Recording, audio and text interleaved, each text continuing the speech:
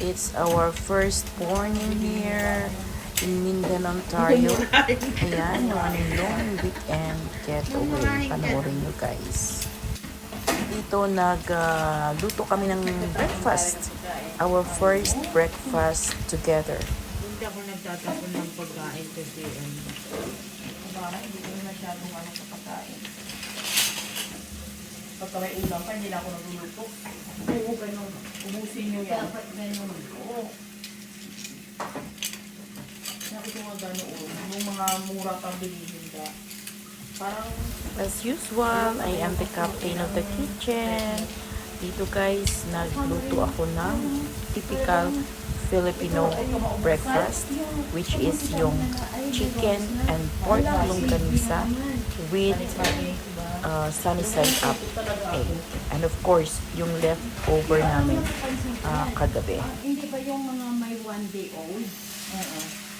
At saka yung sa mga grocery store, mayroong natabi dyan sa na binabasag nila na ngayon. Here, pinag-usapan namin yung kung gaano nakamahal ang mga bilihin. Nagmarites kami dito sa portion na to and sobrang saya ng aming starting day dito. Oo, kung nga saan yung mga ganun na nilalagay, andun ang mga tao ngayon. Kasi nga, ginawa mo yan atay. Yung hawak mo, nalambot nito. hindi, binili ko to sa Pilipinas, sa masarap siya. Saan? Sa Seafood City.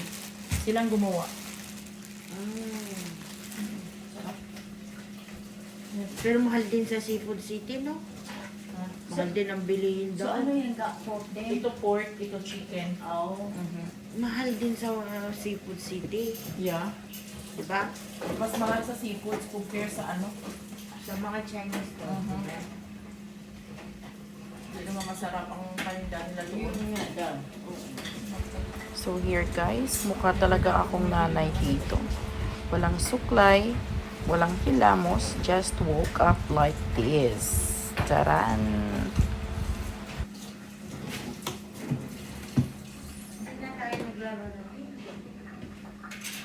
Bingo.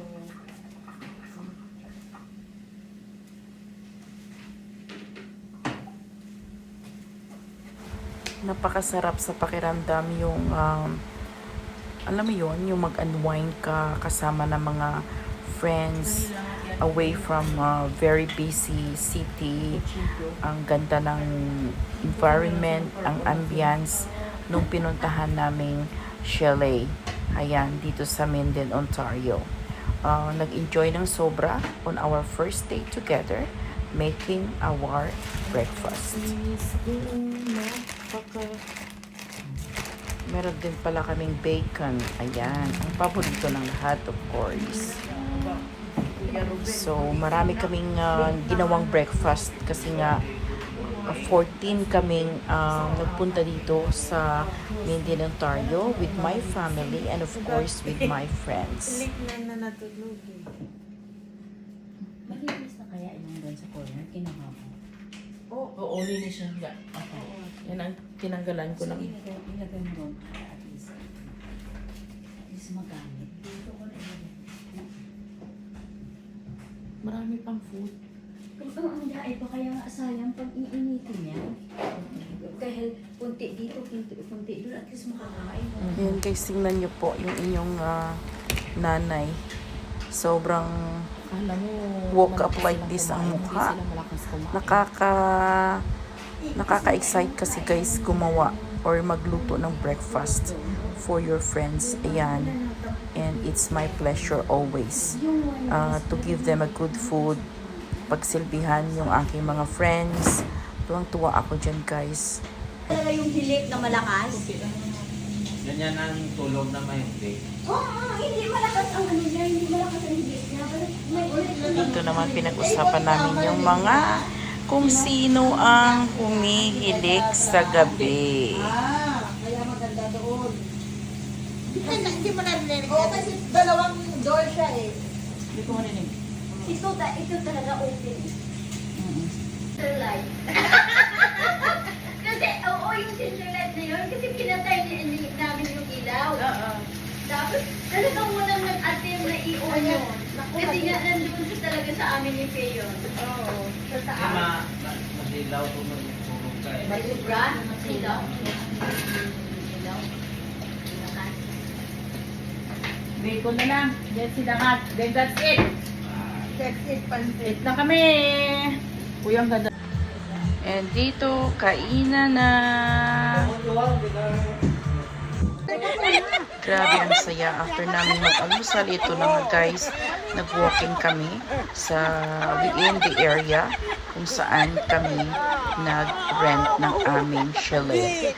Sobrang saya, priceless, at nag-enjoy ang lahat. Karalabas pa lang namin ang aming chalet.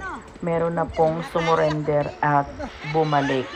So, sobrang saya, nakakatuwa kasi guys, we are not getting any younger anymore.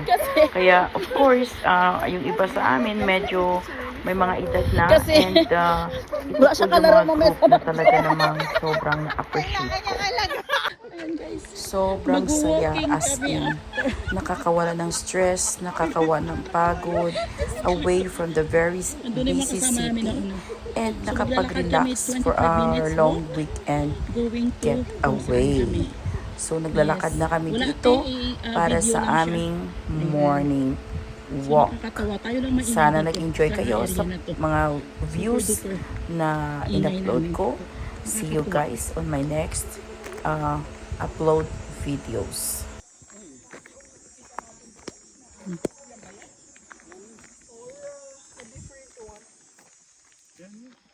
Ate Sally. Hello. May Jules, dinig na dinig. Andun sila guys sa unahan namin. Ayan. Ayan sila oh. Yung isa ko pang dala ibon, yung foodie, yung katulad ng kiddos. One thing I realized na kailangan nating gumawa ng good memories with family and friends habang kaya pa natin. Kaya pa nating mag-enjoy, kaya pa nating bigyan ng katuturan yung ating natitirang buhay sa mundong ito. Dapat guys, we have to create a memories na hindi natin makakalimutan.